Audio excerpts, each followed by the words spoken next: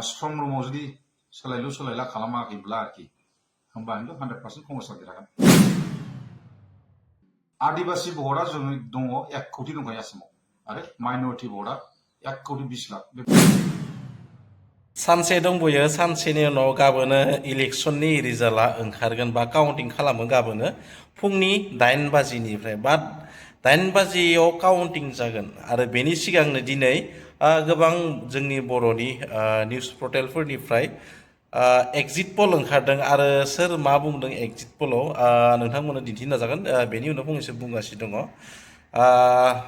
गिबियावनो नों बड'सा जोंनि बड'सा खौरां बड'सा निउस पर्टेलनिफ्राय BPFआ मोनगोननो मोन 8 आरो UPPLआ मोनगोन मोन 5 आरो BJPआ मोनगोन मोनसे आरो कंग्रेसआ मोनगोन मोनसे। बेनि उनाव आदार्सआ मोना। बेनि उनाव आर'नाइ खौरांनिफ्राय फोरमायदों बिथांनिफ्राय एक्जिट पल होनाय थांदों BJPआ मोनगोननो मोनसे नङाबा मोननै। बेनिफ्राय BPFआ मोनगोन मोनद' नङाबा मोनबा आरो UPPLआ मोनगोन मोनद' नङाबा मोनस्नि आरो कंग्रेसआ मोनगोन मोनसे मोनबा बेयावबो थाहैबाय नङा होमबा। BPFआ मोनबाबो UPPLआ मोनबाबो बेजों जाहैबाय मोनसे आरो ओरै खालामना होदों। ओमफ्राय आदार्सआ थागोन मोनसे। दा जियानो जाया मानो बेजों लोगोसे NBNN निउस पर्टेल जोंनि बर'नि बिथांमोनाबो बुंदों BPFखौ मोन 11, UPPLखौ मोनसे आरो BJPखौ मोननै, आदार्सखौ कंग्रेसखौ मोनसे, आदार्सखौ गैया। स' जियानो जाया मानो बेफोरबायदि एक्जिट पल होनायफोरखौ जों नुनो मोन्दों।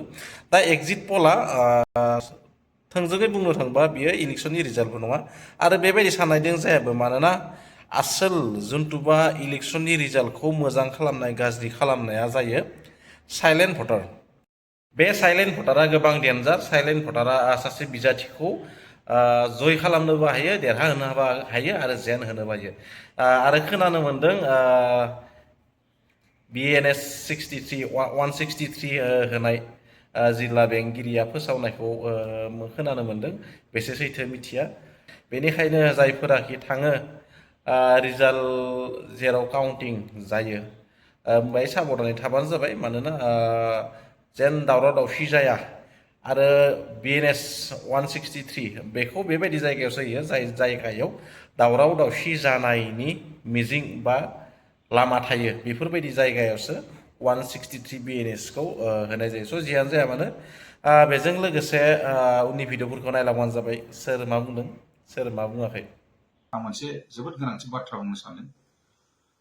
मोनसे गाबोननो रिजाल्ट मोननो थांगासिनो दङ आरो गोबां रायजो राजाफ्रा नेनानै दं जे बे फिथाइखौ जे सरकारा सोर दागोन कंग्रेस आरो BJP। खिन्थु गोबां मानसिफ्रानो बुंदों 100% BJPआनो दाफिनगोन। खिन्थु आंनि पार्सनेल व्यक्तिगत दे बे बाथ्राया। खारन आगोलनि थांखांनाय लास्ट इयारनि इलेक्शनखौ नायोब्ला बे समाव जोंनि ट्राइबेलफ्रा सर्मानन्द सन'वालनि फेसखौ नायनासो BJPआव बुसोमजोबदों। थेवब्लाबो बेसेबां भटआव देरहादों मोनथिबाय रायजो राजाफोर। अनलि 2% देरहानानै BJPआ सरकार दादों।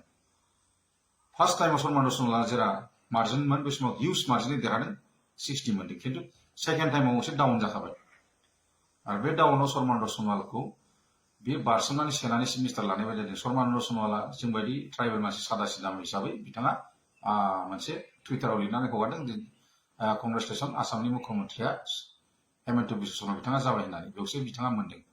दा बे हिसाबै बिथाङा NDA सरकार 5 बोसोर थानो हादों। आरो बिनि गेजेराव जे आं आसा खालामो इबारनि खेत्रआव बिथाङा मालाबाबो आसामनि चिफ मिनिस्टार जानो हानाय नंला। BJPआ 100% खादों जेनगोन सरकार दानो आसामाव। जुदि गमामायै जेनुइन भाबै इलेक्शना जादोंब्ला जुदि स्ट्रं रुमाव जुदि सोलायलु सोलायला खालामाखैब्ला आरोखि होमबा 100% कंग्रेसआ देरहागोन।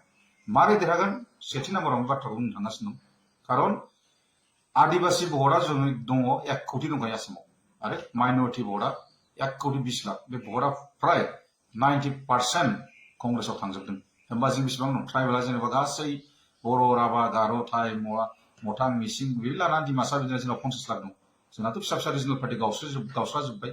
ओमफ्राय मात्र 30 लाखसनि पपुलेसनखौल' बे हिउज गथा ओमफ्राय बाङालि भटखौ एसे मोननानै 50 लाखसल' मथा मथि BJPआव गथा हाबदों बे भटआ। दा बे 50-60 लाखजों बा जों ट्राइबेला जुदि सापर्ट होयोब्लाबो बहुत आसा दं माथि सरि माबा बिजेपिया सरकार दानो दा कंग्रेसआ बांसिन चान्स दं आरो मोनसे खोथाखौ आं दिनै स्पष्ट खोथा बुङो जेरा आसामनि चिफ मिनिस्टार कंग्रेसनिफ्राय गौरव गगैया ओंखारबोनानै जानो सानदों होमबानो हेमन्त बिश्व शर्मा एसे गिखांखादों खारन बे मोनसेखौ स्पष्ट बाथ्राखौ मिथिगौ जे 2%आवल' बिजेपिया देरहाखादों सेकेन्ड टाइम इलेक्सनाव दे बे हिसाबै बे बिथांखौ बेखौ मोजाङै मिथिगौ बायद'था गावनि दुगा दुसिखौ देखायना पाब्लिकआव इमप्रेस खालामनो जाहाथे बोरैबा देरहाबायो खोमा होननानैसो बिथाङा बोलो होसोमदों आरोखि बेनो रायजो राजाफोर आंनि खोथायाव आं बे बाथ्राखौल' बुंगोन आरो लोगोसे सबसे गाज्रि गिथावनाया खालामबावनाया जाहैबाय आदिबासि भटखौ माखासे बिजेपि मोननायावबो झारखान्डनि चिफ मिनिस्टार हेमन्त सरेना फैनानै बुखावना होबावदों थुब्ला थुब्लि बिथाङा अलरेडि कंग्रेसनि एलायन्स जाबावदों बा बे 50 लाख 60 लाख पपुलेसनजों जेनेबा जोंनि बर' पार्टियानो मोनसे रिजनाल हेल्प खालामबाय थेवब्लाबो अंकआनो जाया कंग्रेसजों हाया आरो बे खेत्रआव जुदि जेनुइन जादोंब्ला अंकआ सिदा होखाबाय रोखा आरो जेनुइन जायाखैबाथ' बिजेपियानो फैफिनगोन जुदि एभिएम चेक खालामाखैब्ला आरोखि बे खेत्र'यै आरोखि आं बे बाथ्राखौल' बुंगोन आरो बारा खोथाखौ आं बुंनो साना बे हिसाबै कंग्रेसआ बांसिन चान्स दं नैबे खेत्रआव गाबोन सरकार दानो थांगोन आरोखि